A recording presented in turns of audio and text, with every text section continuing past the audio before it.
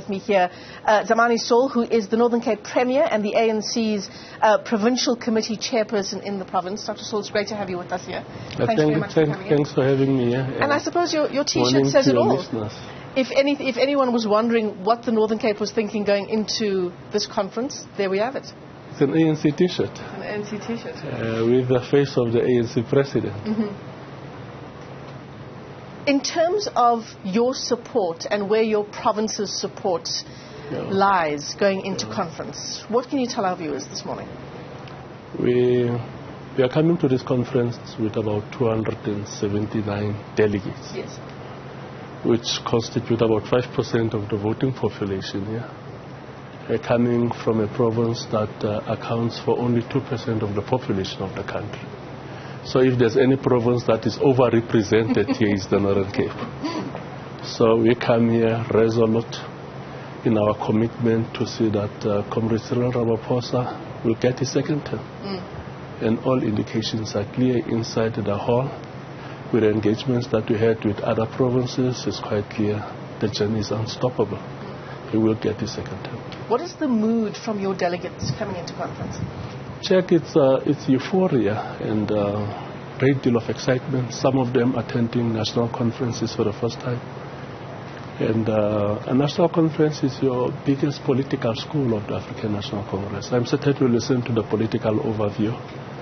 The President take us through a journey focusing on the history of the movement and what is it that the people of South Africa expects of us, and then thereafter gave a full account on the work of government and also a full account on the state of the organization.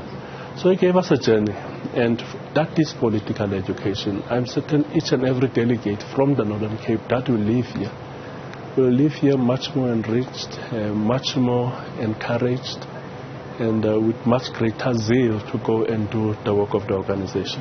It's a sense of euphoria, you say, from your delegates coming into conference. Yeah. But we come into conference with, and you'll tell me whether you agree with the statement, with the ANC more divided than possibly it's ever been before. It's not true. That statement is not true. It's not a true reflection. And the 2007 National Conference in Pulokwa, there were much intense divisions in that conference. The President was was presenting his political report. He was interjected, heckled. After the political report, the conference had to adjourn for between 6 to 8 hours, nobody knowing what is going to happen. So you can't say this is the most divided. There are contestation, which is in the nature of a mass democratic movement like the African National Congress. There's nothing that happens here which we don't expect because of our character as a mass democratic movement. So there's contesting interest within the organization. And when we come to these conferences, such a big platform and stage, those interests come to the fore, contest for policy positions and contest for leadership. It's a natural process. It's organic. It's something that we should expect. Divisions within the party aside, we come into the conference as well with massive challenges facing our country. And whatever happens this is an ANC elective conference. It has a bearing on the country. We are very honest and frank about those challenges. I want a journalist who can better articulate the challenges that confronts the organization than what the President did yesterday.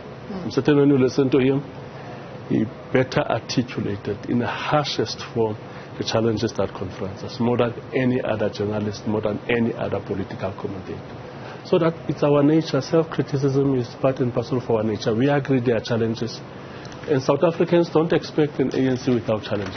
I've never come across a South African who say, I'm expecting an ANC without challenges. Since our inception in 1912, there's never been an epoch, there's never been a year, a month, a day, or a minute that there's never been challenges in the life of the movement.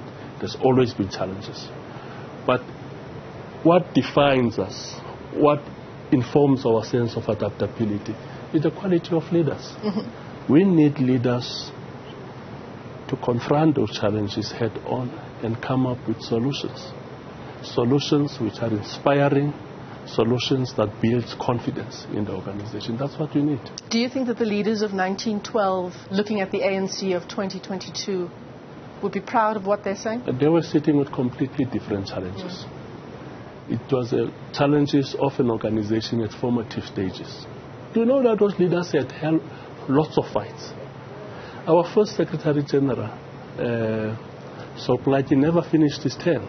Our first founding president, John Langalibalele Dube, never finished his term as well.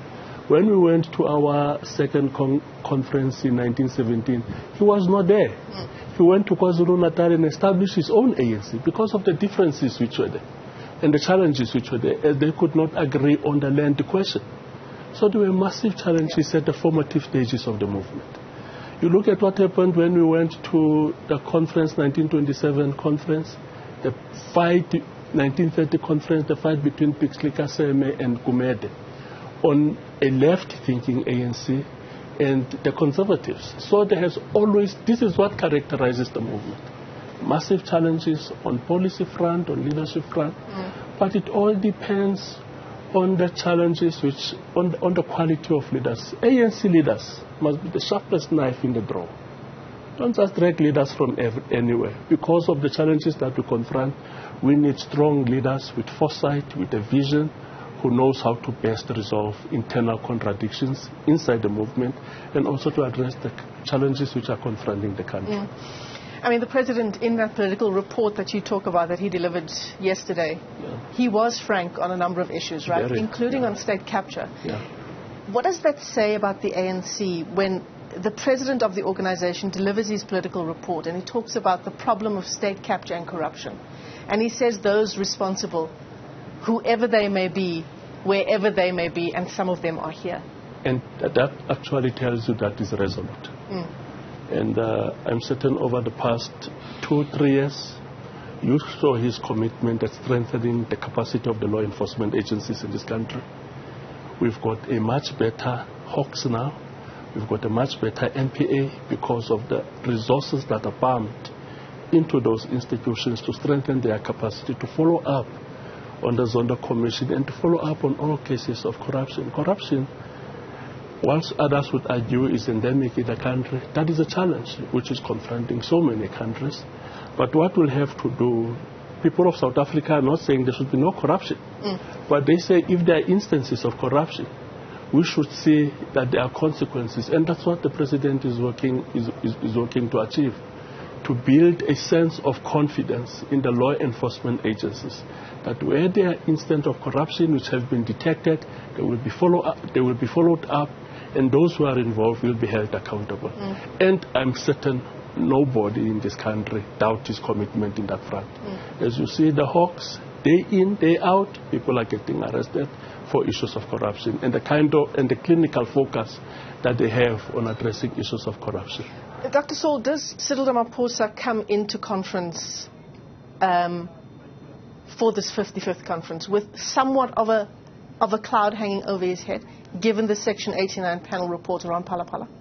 I think I'm one of the people who have been consistently raising it that Phala Phala is unfortunate. And this is a matter that we should deal with decisively as the movement, bring it to its logical conclusion. If the president is found in the wrong through a thorough process, I'm amongst those who will call for him to step aside or resign. But there was this report by the independent panel which was presented to the NEC, which we dealt with. That's a nonsense of a report. It's just ludicrous just reading the report. It's just unbelievable. You know, when you read the report and its conclusion, you read the content of the report, the body of the report, you look at the conclusion. It's color blocking. When you read the body, you expect some kind of a conclusion that aligns with the body of the report and the kind of information which the panel had. But when you read the conclusions, they contradict the body of the report. But themselves, they actually acknowledge the limitations that they had. The regulations and the rules of parliament require sufficient evidence. They introduce a new standard of prima facie, which is a completely different standard. And having a chief justice there and senior counsels, just unbelievable that they could come to that conclusion. But the NEC took a decision to reject the report and instruct its members of parliament to do the same. The report has been rejected, and there are almost 4 other institutions which are investigating the matter. And we firmly believe that the president will be held accountable for whatever happened there on the farm. Yeah, the president, we know, is litigating against the findings. He's challenging it as a application for judicial review. We had that vote in Parliament as well, around the adoption of the Phala report, and not all ANC MPs voted in line with the caucus. Yes, but the emphasis should not be about the 5 that voted against the caucus. The focus should be about the 214 that voted overwhelmingly. ANC MPs voted against it, and we should appreciate that. That actually tells you that there's a semblance of organizational cohesion and coherence in the movement.